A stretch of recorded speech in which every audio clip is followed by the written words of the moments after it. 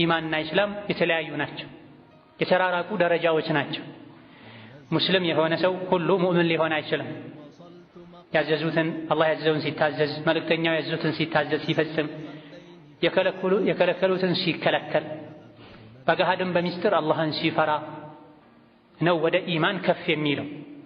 ከኢማንም ከፍ ብሎ የኢሕሳን ደረጃ አለ፣ የሙራቀባ ደረጃ አለ። በሁሉም ቦታ ላይ በሁሉም ሁኔታ ላይ ማንም ባይኖር አላህ ያየኛል፣ ይከታተለኛል። ላ ተኽፋ ዐለይሂ ኻፊየቱን፣ ሰው የሚደብቀው ከሰዎች ሊደበቅ የሚችል ነገር ሁሉ ከአላህ አይደበቅም።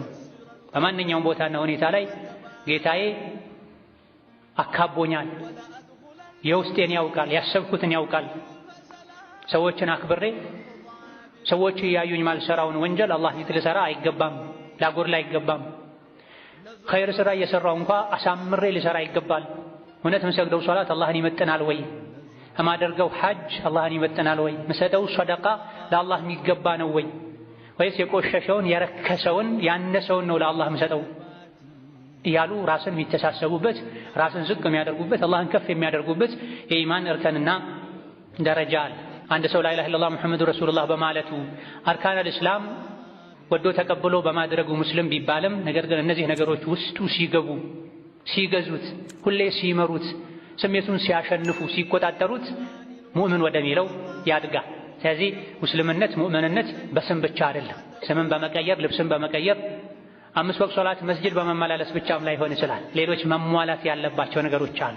ሁሉም እንዳቅሙ የታዘዘውን ሊፈጽም፣ የተከለከለውን ግን ሙሉ በሙሉ ሊከለከል ይገባል። አላህ ያዘዘውን መታዘዝ፣ የከለከለውን መከልከል የሙስልምነት መገለጫ ነው። ሁሌም አላህ ያዘዘንን ልንታዘዝ፣ የከለከለን ልንከለከል የሚገባ ከመሆኑም ጋር አንዳንድ ቦታዎች አንዳንድ ጊዜዎች ላይ ደግሞ የበለጠ አላህ የከለከለን ልንከለከል፣ አላህ ያዘዘንን ልንታዘዝ ይገባናል። ረመዳን ላይ የበለጠ ኸይር ስራ ላይ ተሽቀዳዳሚዎች ልንሆን፣ ወንጀልን አብዝተን ልንርቅ፣ ልንጠነቀቅ ይገባናል። መካ ላይ ስንሆን፣ መዲና ላይ ስንሆን የተከበሩ ስፍራዎች እንደመሆናቸው ኸይርን ስራ አብዝተን ልንሰራ፣ አንዱ ሶላት 100,000 ሶላት አጅር ያሰጣል ስለተባለ መካ ላይ፣ መዲና ላይ አንዱ ሶላት የ1,000 ሶላት አጅር ያሰጣል እጥፍ ድርብ የሆነ ምንዳ አለው ስለተባለ ሌሎችም መልካም ስራዎች እዛ ውስጥ ይካተታሉ ተብሏል። እስትግፋሩም፣ ቁርአን ማክተሙም መካ መዲና ላይ ስንሆን የበለጠ ልናበዛ ይገባናል። በተቃራኒው ደግሞ መካና መዲና ላይ ስንሆን እንደዚሁ ረመዳን ላይ ስንሆን ወንጀልን አብዝተን ልንርቅ፣ ልንጠነቀቅ ይገባናል።